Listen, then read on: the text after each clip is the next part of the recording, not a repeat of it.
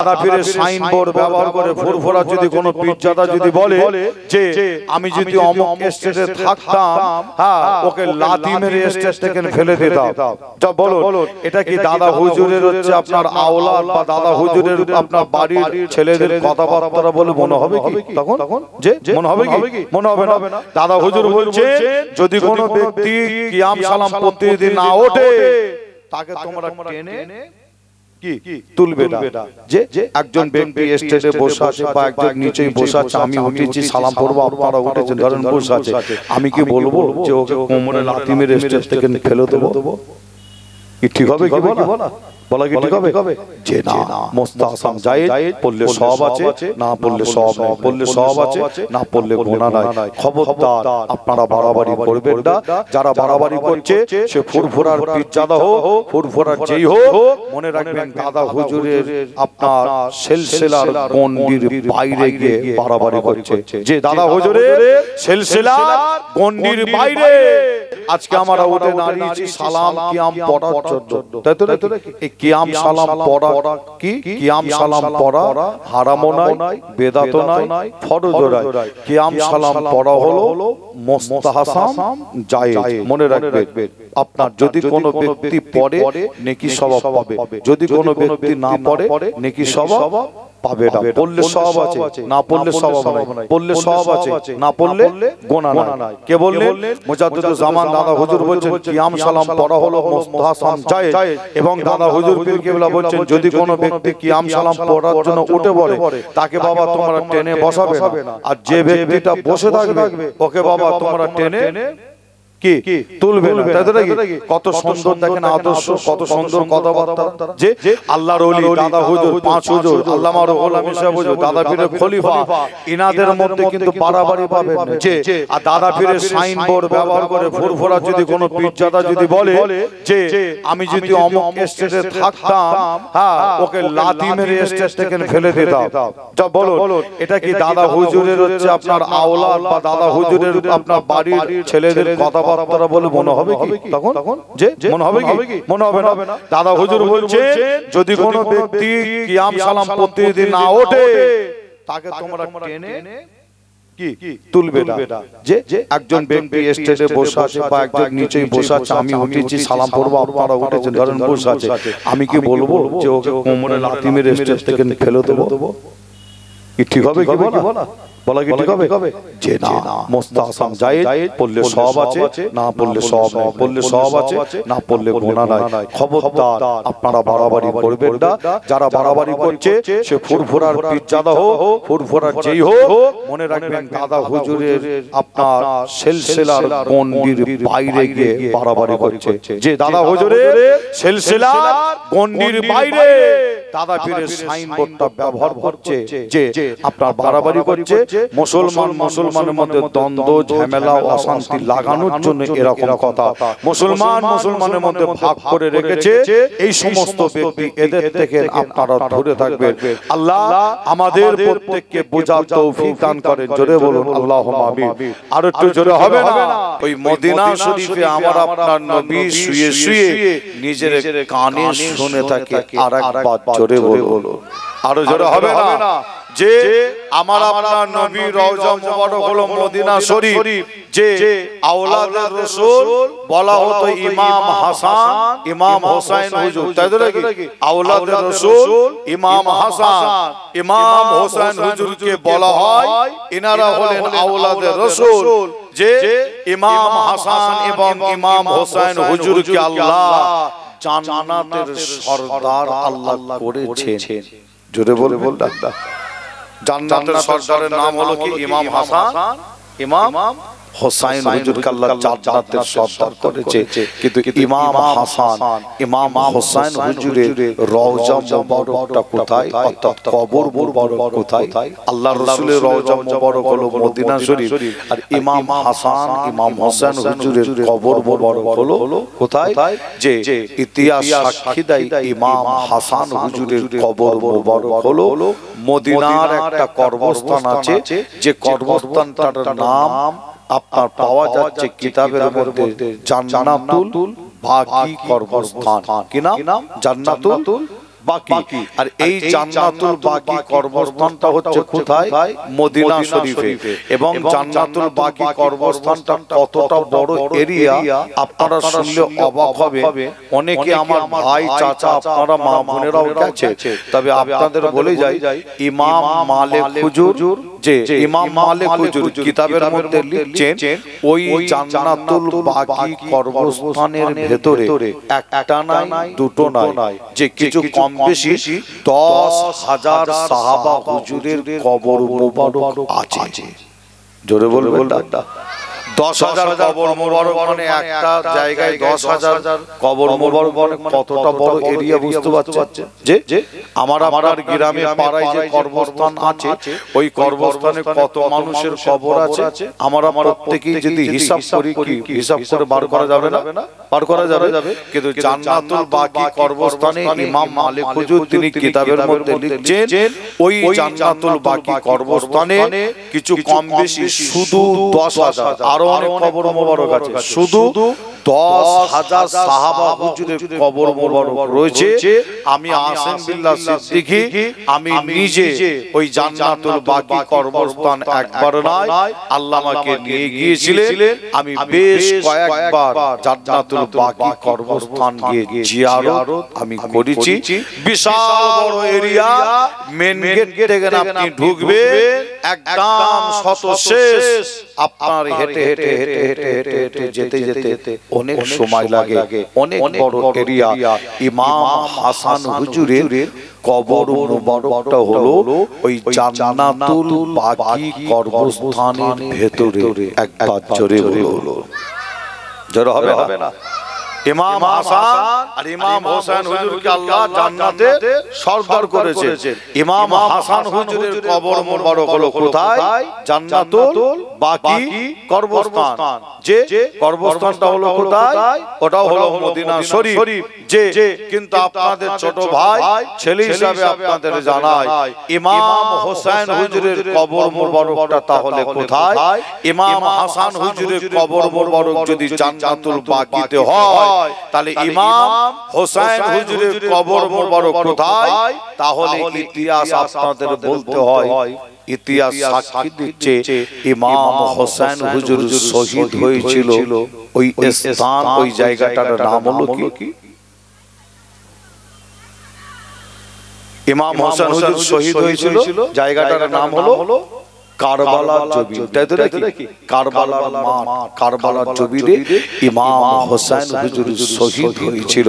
আপনাদের ছোট ভাই ছেলে হিসাবে আপনাদের জানাই কারবালার জমিনের ঘটনা যদি আমি আপনাদের কাছে তুলে ধরি, যে অনেক সময়ও লাগবে, আমি কারবালার ঘটনা আপনাদের কাছে বলতে আসিনি, এটা বোঝানোর জন্য একটু কারবালার কথাটা একটু বলি, যে আপনাদের যাতে বুঝতে সুবিধা হয়। ইমাম হোসেন হুজুর আল্লাহ যাকে জান্নাতের সরদার করেছেন, আওলাদের রাসূল ইমাম হাসান হুজুর তিনি কারবালার জমিনে শহীদ হয়েছিল। এটাও প্রত্যেকেই জানেন, হকের উপরে, ন্যায়ের উপরে, সত্যের উপরে দাঁড়িয়ে অন্যায়ে মাথা নত তিনি কিন্তু করেননি। যে আওলাদের রাসূল ইমাম হাসান হুজুর হকের উপরে, ন্যায়ের উপরে, সত্যের উপরে দাঁড়িয়ে কারবালার জমিনে শহীদ হলেন, কিন্তু হুজুরকে এত কষ্ট দেওয়া হয়েছিল কারবালার জমিনে, যে এত কষ্ট দিয়ে শহীদ করা হয়েছিল, যে ইতিহাস সাক্ষী দেয় হুজুরের শরীর মোবারক থেকে এই সেদ মোবারকটাকে আলাদা করে দিয়েছিল। যে হুজুরের শরীর মোবারক থেকে ইমাম হোসেন হুজুরকে শহীদ করেছিল এত কষ্ট দিয়ে, হুজুরের শরীর মোবারক থেকে অর্থাৎ মাথা মোবারকটাকে তারা আলাদা করে দিয়েছিল। যে হুজুরের শরীর মুবারকের কবরটা হলো কোথায়? হুজুরের শরীর মুবারকের কবর মুবারক হলো কোথায়? একটা দেশ, নাম হলো ইরাক। নাম শুনেন না আপনারা? নাম শুনেছেন? ইরাক বলে একটা দেশ আছে। ওই ইরাকের জমিনে যে ইমাম হাসান হুজুরের কবর হলো কোথায়? কবর মুবারক হলো জান্নাতুল বাকিতে। আর ইমাম হোসেন হুজুরের কবর মুবারক কোথায়? যে হুজুরের শরীর মুবারকের কবর মুবারকটা হলো ইরাকের জমিনে হুজুরের এই শরীর মুবারকের কবর। আর হুজুরের শির মুবারকের কবর মুবারকটা হলো কোথায়? আর একটা অন্য দেশে, ইতিহাস সাক্ষী দেয় হুজুরের প্রথম শের মোবারকটা দাফন করা হয় উমাইয়া জামে মসজিদ বলে একটা মসজিদ আছে, নাম হলো কি উমাইয়া। কি নাম? উমাইয়া। এই উমাইয়া জামে মসজিদ মাঠে প্রথম আওলাদে রাসূল ইমাম হোসেন হুজুরের শের মোবারকটা প্রথম দাফন করা হয় যে উমাইয়া জামে মসজিদ মাঠে। যে আবার বহু বছর পরে, বহুদিন পরে যে ইমাম হোসেন হুজুরের শের মোবারক যে মাটি খুঁড়ে ওখান থেকে আবার তোলা হচ্ছে। যে ইতিহাস সাক্ষী দেয় ইমাম হোসেন হুজুরের শের মোবারক মাটি খুঁড়ে ওখান থেকে তুলে আবার নিয়ে চলে যাওয়া হলো কোথায়? আসকালান বলে একটি জায়গা আছে, আসকালানের মাটিতে নিয়ে গিয়ে ইমাম হোসেন হুজুরের শের মোবারক দাফন করা হয়। আবার বহুদিন পরে আসকালানের মাটি থেকে হুজুরের শের মোবারক আবার ওখান থেকে তোলা হচ্ছে। কেন? বহুদিন পরে। তার কারণ হলো যে আপনাদের জানাই যে সেই সময় সেই টাইমে কিছু ব্যক্তি তারা চক্রান্ত প্ল্যান করেছিল হুজুরের শের মোবারক, হুজুরের শের মোবারক মাটি থেকে তুলে বিয়াদবি করবে, যাতে বিয়াদবি করতে না পারে। নবী প্রেমিক রাসূল প্রেমিক তারা উমাইয়া জামে মসজিদ মাঠ থেকে তুলে আসকালান থেকে তুলে আবার নিয়ে চলে গেল একটা দেশ, দেশটার নাম হলো মিশর। মিশর নাম শুনেছেন? যে ওই মিশরের জমিনে নিয়ে গিয়ে ইমাম হোসেন হুজুরের শের মোবারকটা ওখানে নিয়ে গিয়ে দাফন করলো। বর্তমান যে জায়গাটায় দাফন করা আছে, যে ইমাম হোসেন হুজুরের শের মোবারক দাফন করার কারণে ওই এলাকার নাম হয়ে গেছে আল হুসাইনি এলাকা। জোরে বলুন সুবহানাল্লাহ। আরো জোরে হবে না? যে আপনাদের ছোট ভাই ছেলে হিসাবে আপনাদের জানাই ইমাম হাসান হুজুরের, তাহলে ইমাম হাসান হুজুরের কবর মোবারকটা হলো কোথায়? মদিনা জান্নাতুল বাকি কবরস্থান। আর ইমাম হোসেন হুজুরের কবর মোবারক কোথায়? তাহলে আপনাকে বলতে হবে হুজুরের শরীর মোবারকের মাজার অর্থাৎ কবর মোবারক হলো ইরাকের জমিনে, আর হুজুরের শের মোবারকের মাজার হলো মিশরের জমিনে। যে আমি নিজে ওই মিশরের জমিনে আমি গিয়েছিলাম, একদিন নাই, দুদিন নাই, বহুদিন মিশর সফরে আমি ছিলাম। 14 দিন কিছু কম বেশি, 14 থেকে 16 দিন যে ওই মিশরের জমিনে আমি সফরে গিয়ে ইমাম হোসেন হুজুরের শের মোবারক জিয়ারত করার জন্য আমি গিয়েছিলাম। কয়েকবার হুজুরের শের মোবারক জিয়ারত করতে গিয়ে দেখলাম ওখানে সারা পৃথিবী থেকে নবী প্রেমিক রাসূল প্রেমিক তারা আসছে হুজুরের শের মোবারক জিয়ারত করবে বলে, দোয়া নেবে বলে। আমি গুনাহগার আসিম বিল্লাহ, আমিও গিয়েছিলাম হুজুরের শের মোবারক জিয়ারত করেছি, দোয়া নিয়েছি। তবে আপনাদের যারা ওই মিশরে ইমাম হোসেন হুজুরের শুধু শের মোবারক নয়, ওখানে আছে ইমাম যে সাফি, নাম শুনেছেন? যে চার ইমামের এক ইমাম, ইমাম সাফি। ইমাম সাফি হুজুরের কবর মোবারক মিশরের জমি। জালালউদ্দিন সুয়ুতী রহমাতুল্লাহ আলাইহি তিনার কবর মোবারক মিশরের জমি। ইবনে হাজার আসকালানী রহমাতুল্লাহ আলাইহি তিনার মাজার মিশরের জমিনে। আপনারা নাম শুনেছেন কারি আব্দুল বাসেত, নাম শুনেন না? কারি আব্দুল বাসেত সাহেব হুজুরের মাজার মিশরের জমিনে। যে নবী হারুন আলাইহিস সালামের মাজার মিশরের জমিনে। নবী আপনার দানিয়ান আলাইহিস সালামের মাজার মিশরের জমিনে। একজন নাম শুনেছেন প্রায় টাইমে, প্রায় সময় একজন ব্যক্তির প্রায় টাইমে নাম শুনেছেন ওলামা হযরতের জবান থেকে, যিনার নাম হযরত লোকমান হাকিম। নাম শুনেন না? এই লোকমান হাকিম হুজুরের মাজার হচ্ছে মিশরের জমিনে। আল্লাহ কালে বহু জায়গায় গেছি, জিয়ারত করেছি, দোয়া নিয়েছি। তবে আপনাদের এতটুকুন জানাই, এতটুকুন বলে যায় যে মিশর এমন একটা দেশ যেখানে নবী, সাহাবা, হুজুর, আল্লাহর ওলিদের যেমন মাজার, জান্নাতের সরদার ইমাম হোসেন হুজুরের শের মোবারকের মাজার আছে। একবার জোরে বলুন। আর একটু জোরে হবে না? আরো জোরে হবে না? মুসলমানের ঘরে ছেলে মেয়েরা, বাড়া তরুণেরা, আয়ামা নওজওয়ান যুবকেরা, পর্দার অন্তরালে মা বোনেরা, এ আমার নবী প্রেমিকেরা, তাই আমি আসিম বিল্লাহ আপনাদের ছোট ভাই, ছোট ছেলে হিসাবে আপনাদের জানিয়ে দিয়ে যায়, আজ আমরা এখানে বসে বসে নবী নবী নবী নবী নবী নবী করছি। এ যুবকেরা, আমার মুরব্বী চাচা জানেরা, পর্দার অন্তরালে মা বোনেরা, আজ আমরা এখানে খালি আমরা নবী নবী নবী নবী করছি যে না, নবী নবী করেছিল সাহাবা হুজুরগণেরা, তারা নবী নবী নবী নবী করেছিল, নবী নবী করেছিল চারি মাস, ইনারা নবী নবী নবী নবী করেছিল। যত তরিকার ইমাম আছে, চিশতিয়া তরিকা, নকশবন্দিয়া তরিকা, মুজাদ্দিদিয়া তরিকা, এ নবী প্রেমিকেরা, সমস্ত তরিকার ইমামরা নবী নবী নবী নবী করেছিল। বড় পীর আব্দুল কাদের জিলানী হুজুর নবী নবী করেছিল। আজমির শরীফের জমিনে শুয়ে আছে খাজা মঈনুদ্দিন চিশতি আজমির হুজুর নবী নবী নবী নবী করেছিল। আপনাদের এই আশেপাশে অনেক আল্লাহর ওলি শুয়ে আছে, তারাও নবী নবী নবী নবী করেছিল। পুরুপুরা পীর আবু বকর দাদা হুজুর নবী নবী করেছিল। তিনার পাঁচ কলিজার টুকরা, তারাও নবী নবী নবী নবী করেছিল। আপনাদের বাপ দাদরা, তারাও নবী নবী নবী নবী করেছিল। আজ আমরা এখানে বসে নবী নবী নবী নবী নবী করছি। এই নবী নবী করলে কি পাওয়া যায়? নবী নবী করলে আল্লাহ দয়ার জান্নাত পাওয়া যায়। জোরে হবে না সুবহানাল্লাহ। নবী নবী করলে কি পাওয়া যায়? নবী নবী করলে আল্লাহর দয়ার জান্নাত পাওয়া যায়।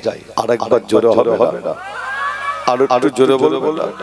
মুসলমানের ঘরে ছেলে মেয়েরা, বাড়া তরুণেরা, পর্দার অন্তরালে মা বোনেরা, এ আমার নবী প্রেমিকেরা, তাই আপনাদের জানিয়ে দেয়, মিসকাত শরীফ বলে একটি হাদিস আছে। ওই মিসকাত শরীফ খুললে আপনি দেখতে পাবেন, মিসকাত শরীফের মধ্যে পাওয়া যায় এই পৃথিবী জমিনে এমন একটা পাহাড়, যে পাহাড়টা নবী নবী নবী নবী করার কারণে ওই পাহাড়টা আল্লাহ জান্নাতে জান্নাতে জান্নাতে প্রবেশ করবে। হে নবী প্রেমিকেরা, আমার আল্লাহ পাক এই পৃথিবী জমিনটাকে কত সুন্দর করে আল্লাহ সাজিয়েছে।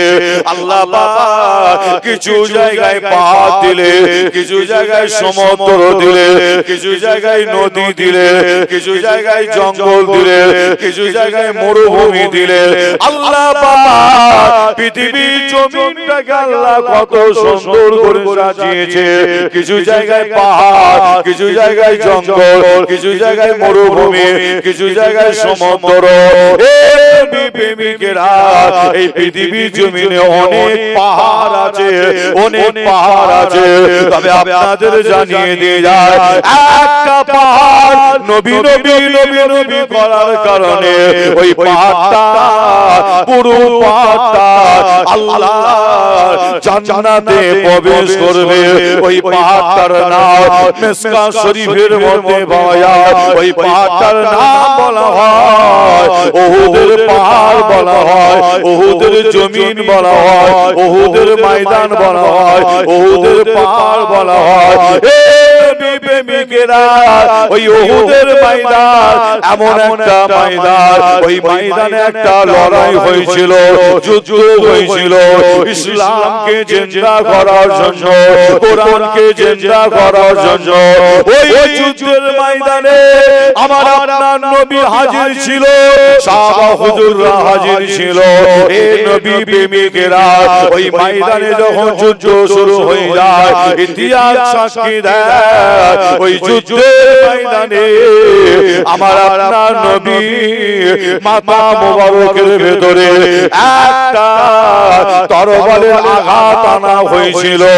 আল্লাহ নবীর মাথা মোবারকের ভেতরে যখনই তরবারের আঘাত দেওয়া হয়, আমার নবীর মাথা যুদ্ধের ময়দানে যখন এই তরবারের আঘাত আনা হলো, আনার সাথে সাথে দেখতে পাওয়া যায় আল্লাহ নবী মাথা মোবারকের ভেতর থেকে রক্ত মোবারক গড়াতে লাগে।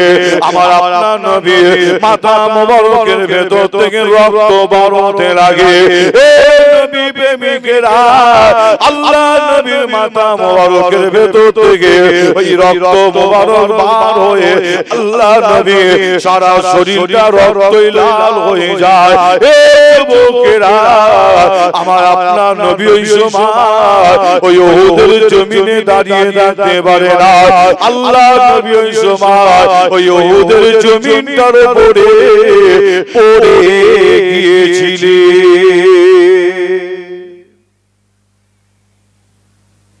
ময়দানটার নাম হলো উহুদের ময়দান।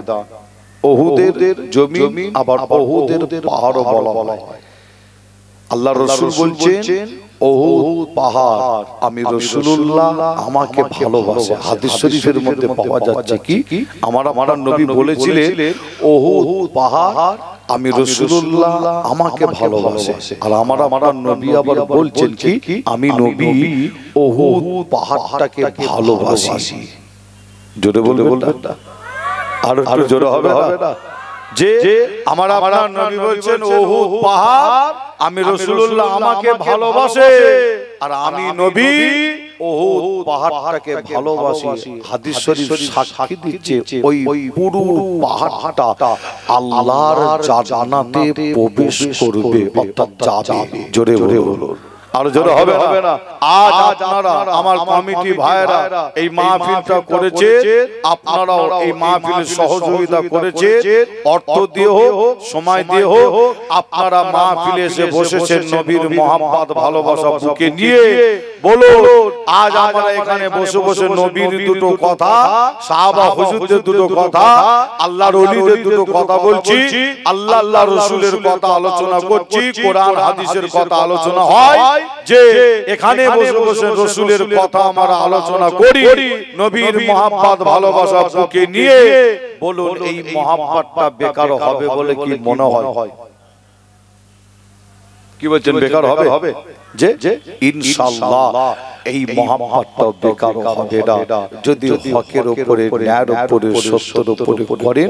মহব্বতটা বেকার হবে না, আমার আল্লাহ দরবারে কবুল হয়ে যাবে। আর আল্লাহ চাইলে এর ওসিলায় আপনাকে আমাকে জান্নাত নসিব করতে পারে। জোরে হবে না? আর জোরে হবে না? আমরা প্রত্যেকে রাসূলকে মহব্বত করি, কি করি না? প্রত্যেকে ভালোবাসি। যে আর আমার নবীও তিনি হাদিস শরীফের মধ্যে বললেন আমাকে তোমরা যারা মহব্বত করতে চাও, আল্লাহ রাসূল বলছে আমাকে যারা ভালোবাসতে চাও, আমার সাথে যদি কোনো ব্যক্তি কিয়ামতের দিনে যদি উঠে একসাথে দাঁড়াতে চাও, আমার রাসূল বলছেন আমার সাথে যদি কোনো ব্যক্তি একসাথে জান্নাতে যদি থাকতে চাও, তাহলে ওই ব্যক্তিটা করবে কি? আল্লাহ রাসূল বলে দিচ্ছেন আমার সাথে কেউ যদি দিদার পেতে চাও, একসাথে কিয়ামতের দিনে উঠে দাঁড়াতে চাও, জান্নাতে যদি একসাথে থাকতে চাও, তাহলে ওই ব্যক্তিটা যেন এটা করে, কি করে? ফাকাদ আহাব্বানি আমান আহাব্বানি কানা মাই ফিল জান্নাত। হাদিস শরীফের মধ্যে আমার আপনার নবী বলেন ফাকাদ আহাব্বানি আমান আহাব্বানি কানা মাই ফিল জান্নাত। আমার আপনার নবী বলেন ওই ব্যক্তিটা যেন আমি রাসূলুল্লাহ আমার সুন্নাতটাকে যেন ভালোবাসে, সুন্নাতকে যেন মহব্বত করে। আর সুন্নাতকে যদি ভালোবাসে, সুন্নাতকে মজবুত করে যদি ধরতে পারে, তাহলে ওই ব্যক্তিটা আমি রাসূলুল্লাহ আমাকে ভালোবাসলো। আর এইভাবে যদি ভালোবাসতে পারে, কিভাবে? সুন্নাতকে মজবুত করে ধরে বাস্তব আমলি জিন্দেগিতে যদি ফিরে আসতে পারে, এইভাবে যদি ভালোবাসতে পারে, তাহলে হবে কি? আল্লাহ রাসূল বলেন কানা মাই ফিল জান্নাত। ওই ব্যক্তিটা জান্নাতের ভেতরে আমি রাসূলুল্লাহ আমার পাশাপাশি থাকার সুযোগটা আল্লাহ ওই ব্যক্তিকে করে দেবে। জোরে বলো।